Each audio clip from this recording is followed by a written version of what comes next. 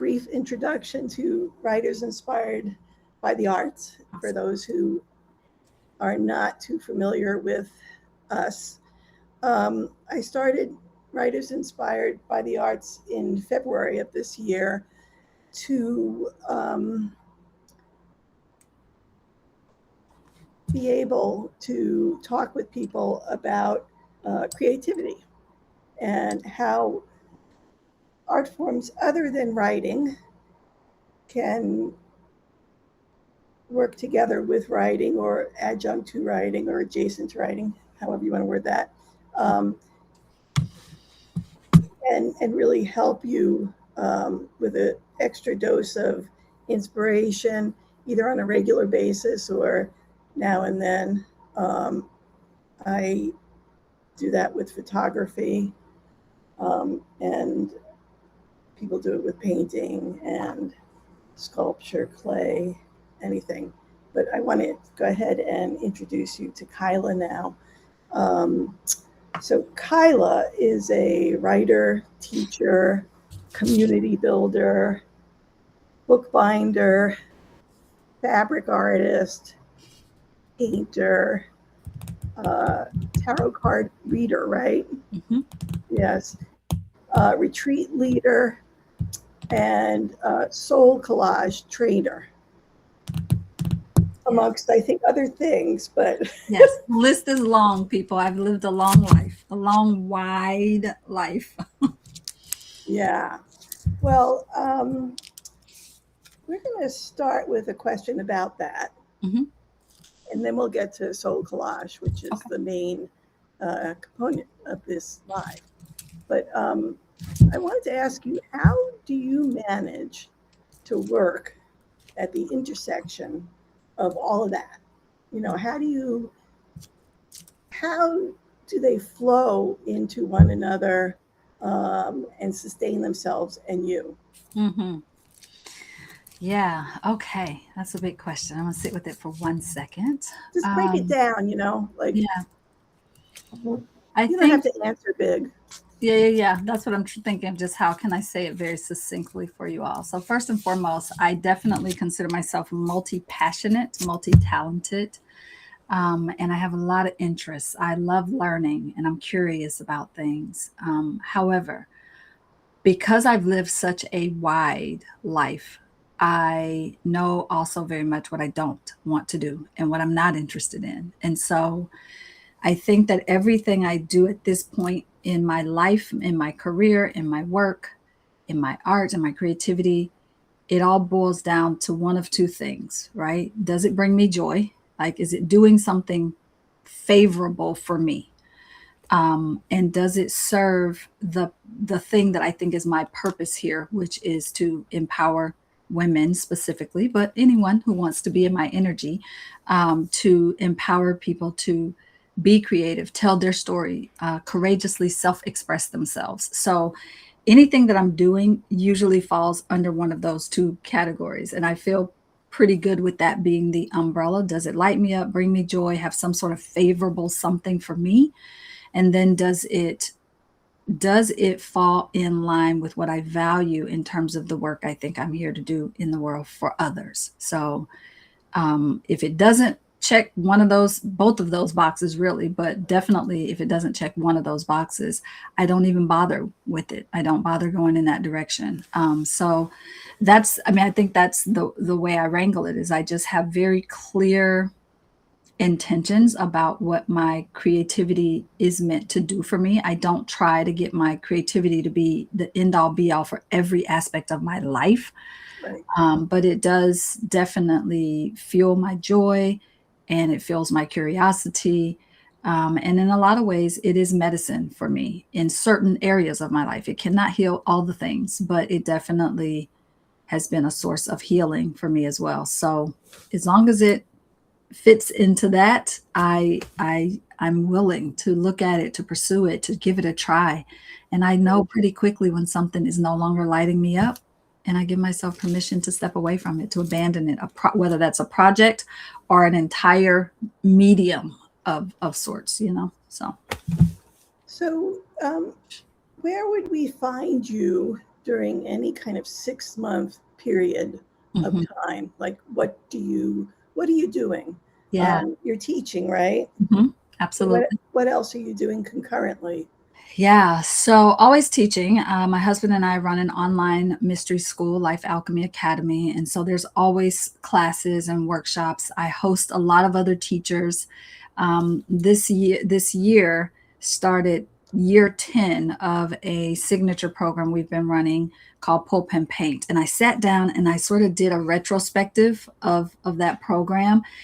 My goodness, we had like 103 different teachers over 10 years of bringing in guest teachers to teach and share their gifts, their talents, and their passions. So, a big part of who I am is definitely collaborating. So, I'm often teaching, collaborating with teachers, finding ways to uplift and support other creatives who are doing amazing work in the world.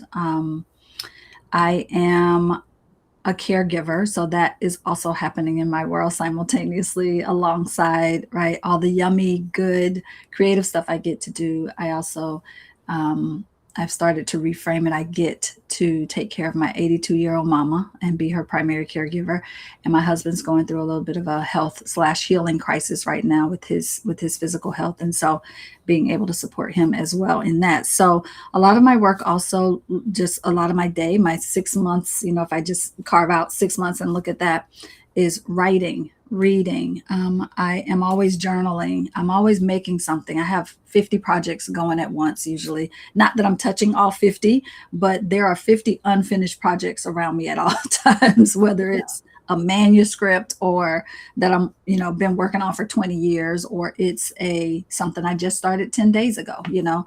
So I always have lots of, what do they say? Irons in the coal. Irons in the fire. Irons in the fire. Yeah. So, yeah. All right. Well, I definitely feel you on the caregiving side of things. I cared, for my mother for many years, and it was a privilege, as you say, but it's not easy and it's very draining. Do you find that the art sustains you? The writing helps you with that, or not necessarily? Yes, until it doesn't. Right. So, yes, it is definitely the thing that bridges me back to myself. And then also, life can put a lot of pressure on us. And when that pressure gets to the point of almost like boiling over, if you will, the creativity might not be the thing that can sustain it. For me, it looks like going to a rage room. That has become a thing that is just like, I just go smash things and it feels darn good to do it. Yeah. So, and it's not about, like, people hear rage room and they think, well, you just got a whole bunch of pent up anger. No, actually what it is a lot of unsaid things that, like, it's my mother, it's my husband. Like, are there things that I wish I could say? Are they going to be helpful for me to say them, though? Probably not. So maybe I just go to the rage room and say them there, right? Just to get them out of my energy, Is that a thing? Like, do you have your own rage room, or do you go to a place that's designated as a? Yes. Okay. I wish I had my own rage room. I do not. So yes, here where I live, there is a axe throwing place where people go and do like axe throwing and darts and things like that. And in there, they have 2 rooms that they call rage rooms, where they just have a bunch of people bring like a bunch of plates and things that they just donate to them. And you just go in, they give you a bat, they put you in all this gear, and you smash things. That's wild. It's quite lovely. It's quite lovely. Yeah. Well, let's kind of flip that now. Yeah. Because that is fascinating to me, but I don't want to take all our time with it. Yeah. I wanted to ask you about the retreats. You recently came back from one, and I think you've been doing that for a little while, right? Yeah, that was our 6th cycle of that one. It's called Sacred Makers. And that particular Sacred Makers happens in New Hampshire once a year in June. And I bring in, again, collaborating. I bring in other teachers, and it's mixed media, it's fiber arts, it's writing, it's soul collage. It is, just giving people a place to go, because listen, 90% of the business that I run and what I do in the world is done online. And I'm so grateful to have an online community and spaces where we can do things like this, where you can be where you are and I'm where I am, and we can still connect. But there is still something that we cannot get in this connection. I can't high five you. I can't hug you right now. I can't. Oh, come on, high five me. We can try. And there's just something that happens when we unplug and get side by side in person with each other. And I want people to have that and experience that. It is a special kind of recharge, reset, medicine for your soul. So it's one of the retreats that my husband and I run in a year. We've kind of put some of the others to the side for now, as he's like doing his healing. But there are some things that I do solo retreats as well. But this Sacred Makers is our baby. It is our, and so that space is meant to be exactly that, a place for makers to come and give their attention and time and energy to the sacred act of creating, whatever that is. That can be writing, that can be, hand stitching, it can be fiber arts, mixed media, painting, knitting, crochet, like whatever it is that is their thing. So we bring teachers in who come in and they teach, love on the students, nurture. People get to walk to breakfast, lunch, and dinner together and just have these beautiful conversations. You don't have to explain why you love what you love, why you pick what you pick, why you do what you do. Everybody just gets it, no explanations needed. So it's really lovely. That's great. Yeah. Are there any other retreats that you want to tell the group about? Yeah, I mean, not in terms, well, I have retreats coming up, a retreat coming up in France, and that I'll be doing. That is a little bit of soul collage, a little bit of writing, a little bit of travel journaling, a little bit of book binding, a little bit of all the things I love. Next year, I'll be doing one in Marrakesh, which will be similar, a little more focused towards the writing and the travel journaling. And I do soul collage retreats, have those coming up in 2027. So yeah, there's always something. Sacred Makers will be happening twice in 2027 for the first time. We'll be doing 2 different locations, our standard June New Hampshire location, and then another to be announced very soon. So yeah, I have lots of others. And I do, with a couple other women, I do a Soulfully Rooted retreat, which is a retreat for women of color specifically to come and recharge. And there's a special kind of intention that has to go behind, for me, that has to go behind a creative retreat for women of color, because we have spent a lifetime being told that a creative retreat is a luxury. It's not anything that you get to do. You have to somehow earn it to be able to go off and do creative things for a week. And I'm trying to help us rewrite that story in the BIPOC community, that creativity is actually a necessity. It's medicine for us. It is not something to put off and dangle as a carrot for yourself. Like, it is the thing that could potentially heal some of the things in the story, in the journey, and all of the things. So yeah, so we do that for years. You all have a shared journey, as well as individual ones. That's beautiful. I didn't know about that one. Yeah, I don't talk about it a lot because it's kind of a very close-knit kind of group, and we often don't have extra spaces. It's usually the same women repeat and come over and over again, but we're trying to expand it this year so that more bodies can be in that space. So lovely. Yeah. Okay. I want to explain something to everybody, and then we'll get into what is soul collage and how do you do it. One of the things that I would like for people to be able to take away from these sessions is some kind of exercise or technique or practice that our guest speaker has in her creativity toolkit or writing toolkit, whichever one you want to call it. I kind of refer to mine as my idea vault. I like that. It has a very specific focus.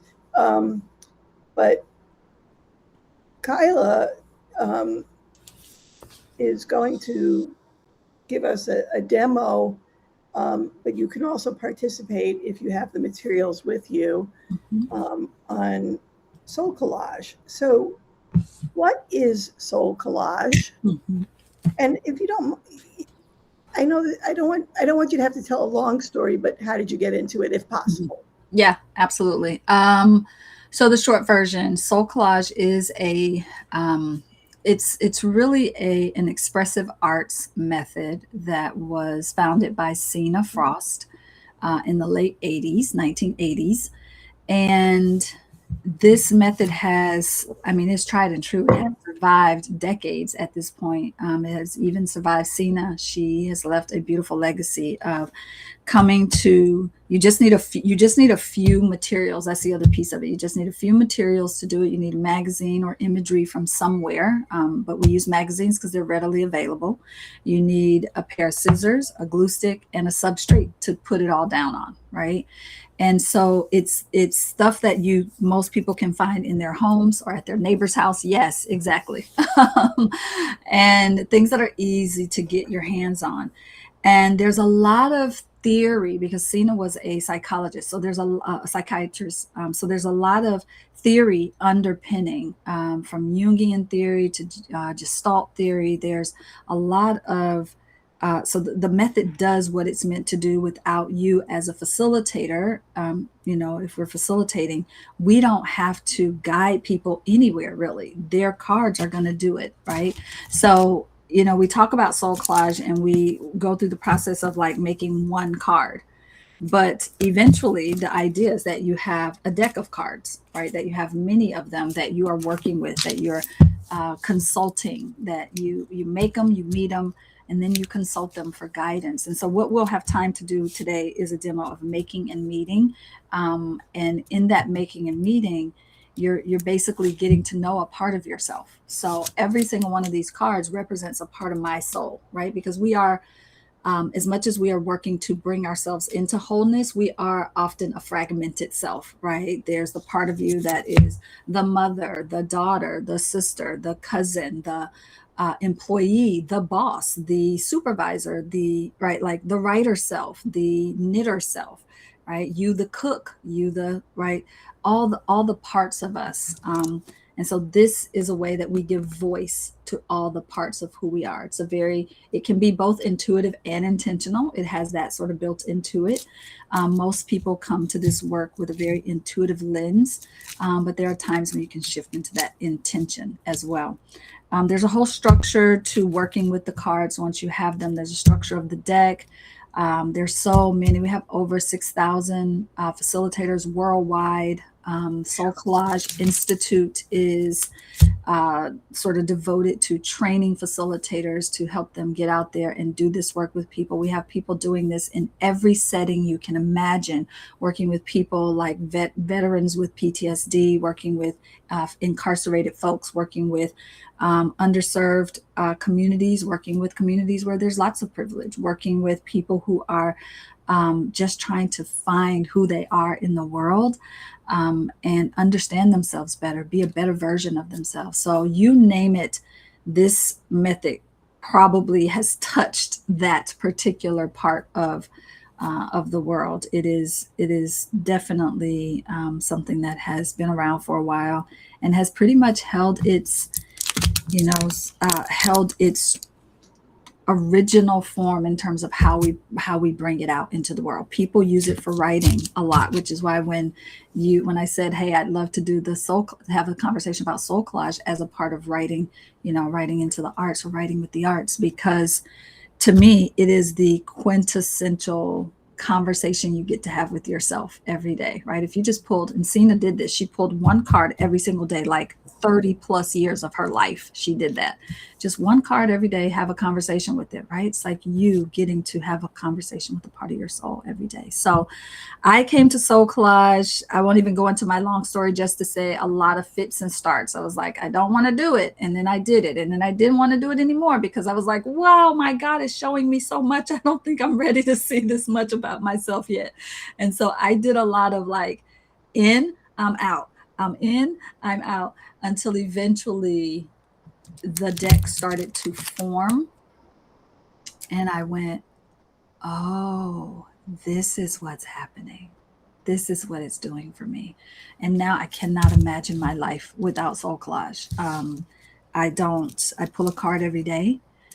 Sometimes I'm working with, I touch this deck almost daily for some reason, whether I'm teaching, training, facilitating, or just in my own personal practice. So I love introducing this to people because I think it's just, even if you, I would love for you to make a whole deck, but even if you just make one card and you just work with that card over and over again, I think you can get a lot of benefit from this. So, yeah.